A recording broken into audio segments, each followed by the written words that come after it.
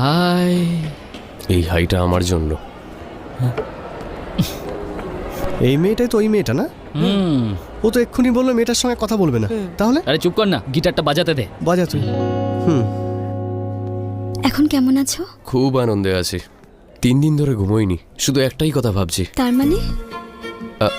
মানে আমার ব্যথাটা কবে কমবে। আজ সকাল থেকে অনেকটা বেটার আছে। ওকে, ভাবতেই পারিনি যে আমাদের আবার দেখা হবে। কিন্তু আমার ভালো লাগছে আবার দেখা হলো বলে। আমি বলছিলাম যে একজন ডাক্তারের একজন পেশেন্টের সম্পর্কে জানা উচিত। ও বুঝলাম। আইসক্রিম? শিওর। আর একটু খাও না। কি সুন্দর খেতে।